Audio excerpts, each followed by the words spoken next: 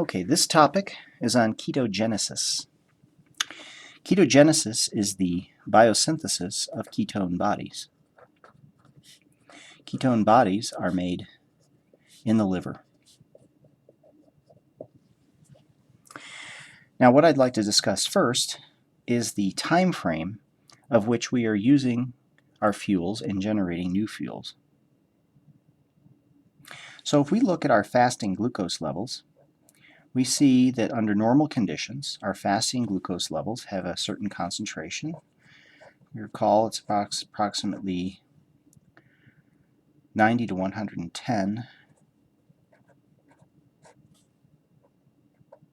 grams per deciliter. And this level rises upon a meal. So if we call this our meal time, we will enter the fed state. These levels rise, and then over approximately 2 hours,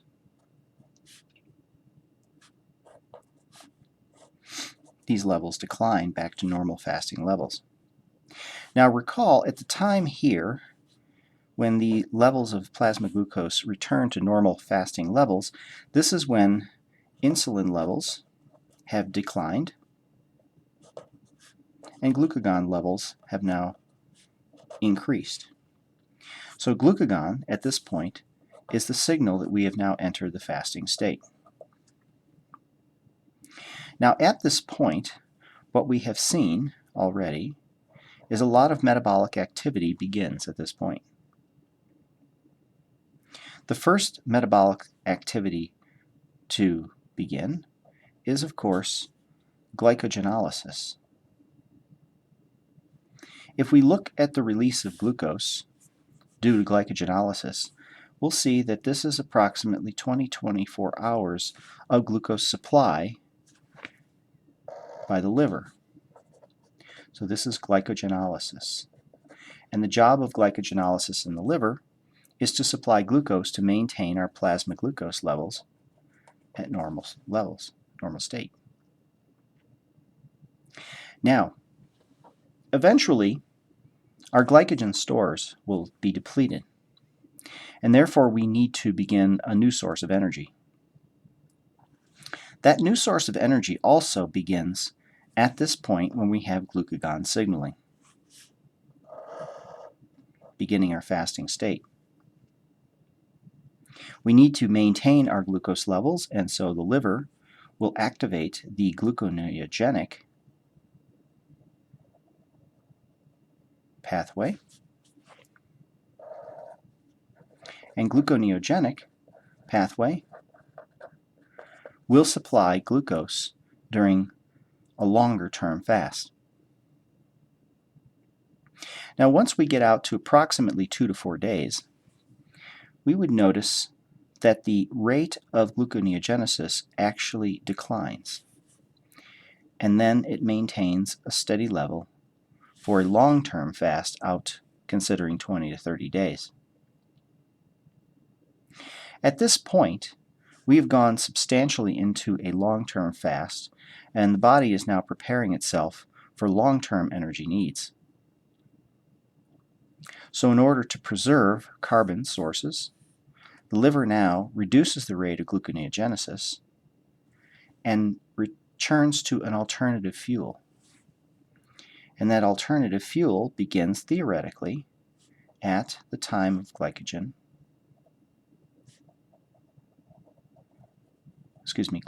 signaling. And another compound comes up, and this is called acetoacetate. Simultaneously to acetoacetate, we see the rise in another small molecule called beta-hydroxybutyrate. This rises at the same time as acetoacetate in the plasma, but at a much greater level. These together, two molecules, are our ketones. Now, immediately noticeable here is the ending ATE on both of these. This indicates that these are acids. And this is the problem with ketones on a long-term fast. The ketones are a very important energy source, especially for the brain. But long-term use of this ketones, long-term synthesis relying on the ketones, we are putting more and more acid into our bloodstream, which is going to decrease the pH of our blood.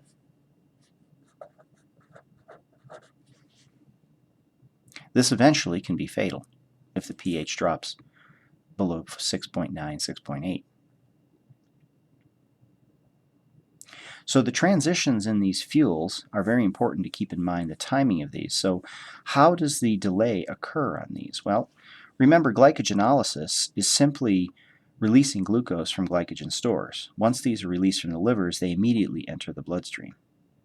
When they're in the bloodstream, the glucose is immediately available for use as a fuel. So this is considered our short-term energy needs. Now, gluconeogenesis actually begins in the liver, technically, when glucagon signaling begins, right at the beginning of fasting. However, for glucose to be made, new glucose synthesis, the liver has to acquire a certain level of precursors and substrates for this reaction. And so this takes time to acquire these substrates, and hence the delay in the amount of glucose being generated from gluconeogenesis. Ketone bodies are generated from another source, and this we'll see in a second is a source of beta oxidation by fatty acids. And so again, we have to get the fatty acids into the circulation, released from adipocytes, to the liver. Liver processes these, eventually making the ketones, so there's a much more substantial delay. The ketones are our last-ditch effort to survive, because at this time we've now surpassed our normal fasting times, and we are relying strictly on these ketones with a little bit of glucose being made from the liver. So what are ketones? Well, we have to start out with acetyl-CoA. The acetyl-CoA in the liver is being generated by beta oxidation of fatty acids. Remember, the fatty acids are being derived from adipose tissue, and this is from glucagon signaling going through its normal glucagon cascade, activating protein kinase A, activating lipase activity, and releasing the fatty acids from triglyceride stores. The fatty acids then exit into the blood and are carried by albumin. The fatty acids enter the liver cell, are transported into the mitochondria by the carnitine shuttle, and then undergo the beta oxidation reactions to generate acetyl-CoA. Now, acetyl-CoA, as its concentrations begin to increase from the continuous supply of fatty acids from adipose tissue in the fasting state, continued beta oxidation by the liver because of the abundance of mitochondria, the concentration of acetyl-CoA rises. The first response to this elevation in acetyl-CoA, of course, is to shift the usage of acetyl-CoA into inhibiting pyruvate dehydrogenase. Acetyl-CoA will also activate pyruvate carboxylase.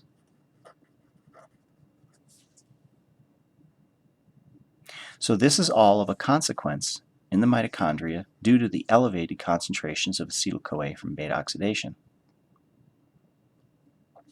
This, of course, pyruvate carboxylase activation will commit pyruvate into oxaloacetate, which converts into malate, which then goes on to support as a substrate to gluconeogenesis.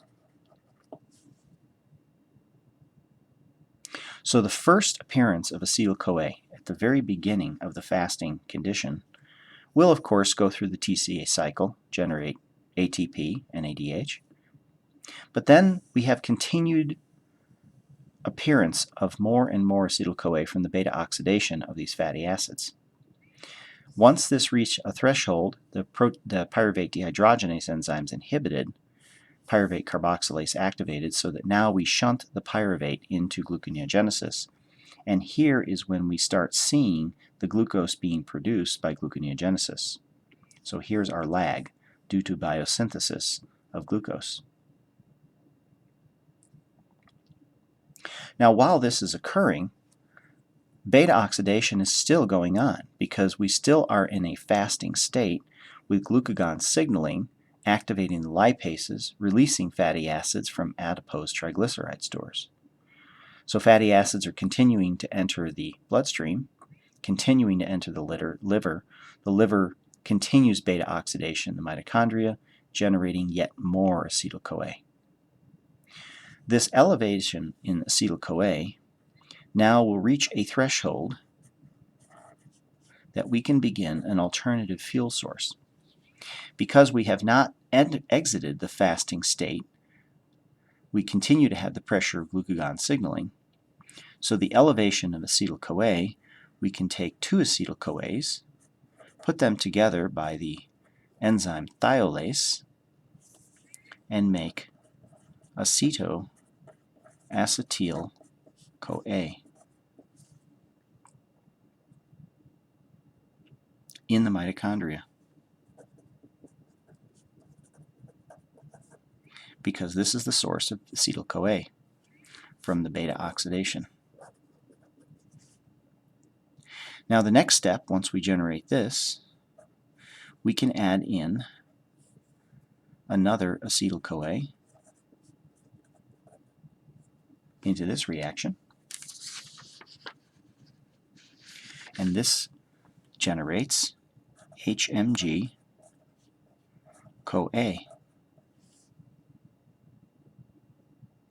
The enzyme that does this is HMG-CoA synthase. And notice the HMG-CoA is also a precursor for cholesterol synthesis. This is hydroxymethylglutaryl-CoA. The difference is that, of course, we're in a fasting state. Cholesterol is made in a fed state because it needs a lot of energy, and this HMG-CoA is in the mitochondria. The HMG-CoA for cholesterol synthesis is in the cytoplasm, delivered there by the citrate transporter. So once we have our HMG-CoA, the next step is to make acetoacetate by HMG-CoA lyase. So again, in a fed state in the cytoplasm, HMG-CoA was being processed by HMG-CoA reductase into mevalonate for cholesterol synthesis. Now we are using a lyase enzyme located in the mitochondria to convert HMG-CoA to acetoacetate. And in doing so, we're releasing a CoA. Now the purpose of multiple CoAs, acetyl-CoAs being joined in here is to essentially drive this reaction forward. So it's the energy of these acetyl-CoAs bonding and releasing that is driving the reaction forward to take our acetyl-CoAs from beta oxidation and generate acetoacetate. Acetoacetate is, of course, a ketone. So this is our first ketone we're making. But let's take a look at the structure of this ketone.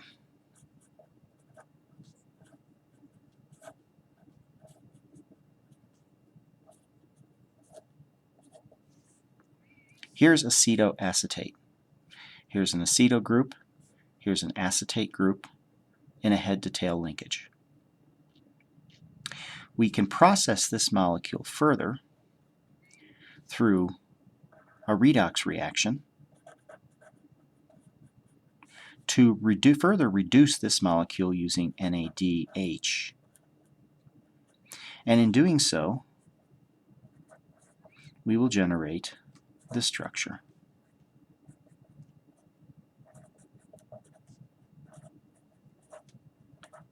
We still have our acid structure, our acetate, but notice what we've done here.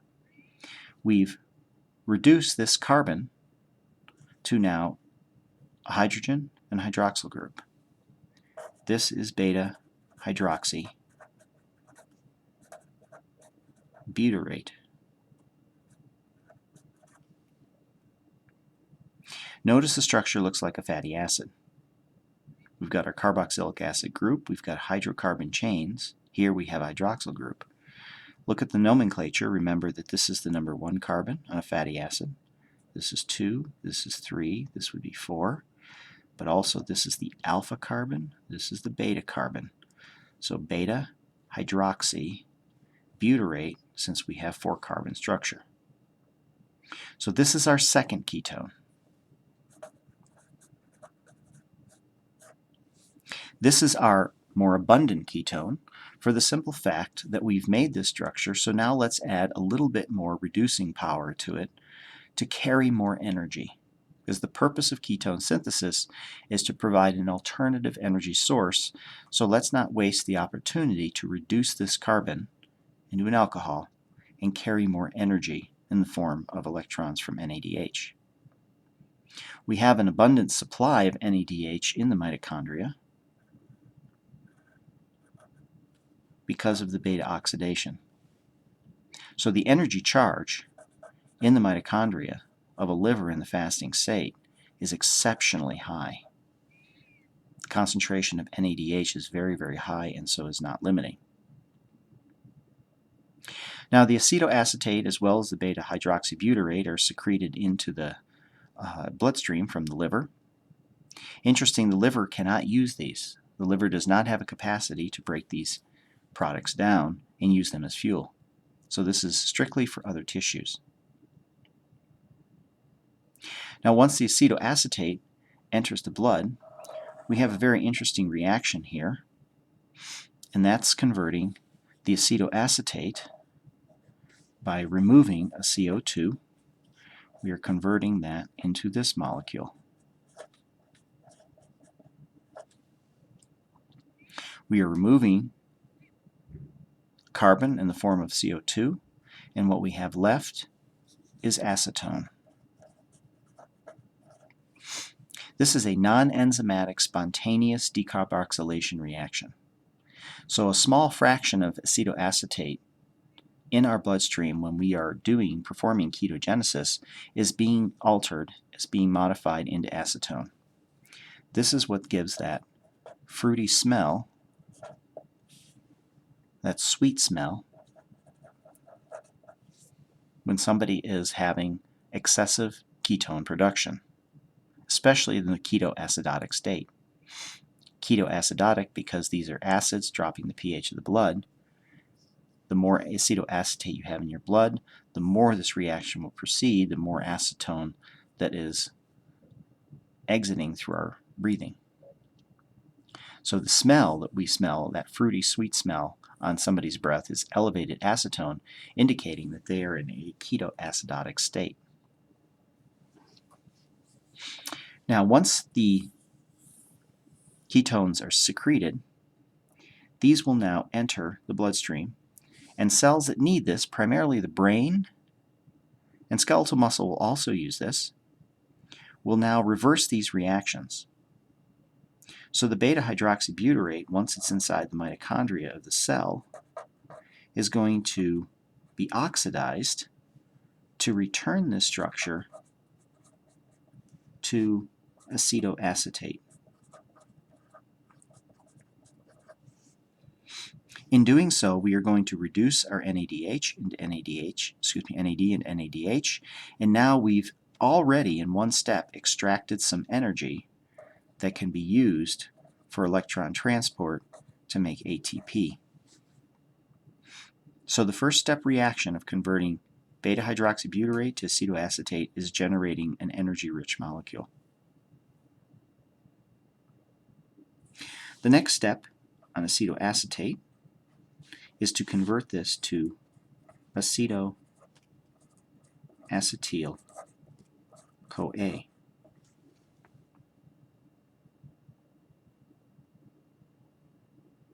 This reaction is obviously going to have coenzyme A added, and this is a high energy bond. So the supply of CoA in a high energy form is going to be derived from succinyl-CoA, because recall, these reactions are all occurring in the mitochondria. So this TCA intermediate is available to donate its coenzyme A. In turn, it returns to succinate. Now recall, the conversion, the normal conversion of succinyl-CoA to succinate is done in the TCA cycle by the enzyme thiokinase. The job of this enzyme is to convert GDP into GTP.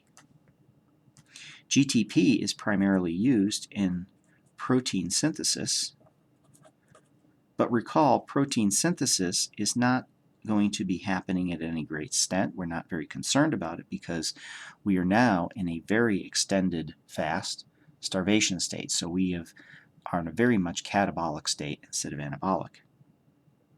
So by using the succinyl-CoA in this reaction to prepare the acetyl-CoA, we can afford to lose our GTP. So this energy here is being transferred to acetoacetate in the form of acetoacetyl-CoA. Now the final step is the reversal of the thiolase enzyme. And from this, we will be adding a coenzyme A, and we will be generating 2 acetyl-CoAs. Since, again, this is done in the mitochondria of the receiving cell, this can be put directly into the TCA cycle, ultimately generating energy.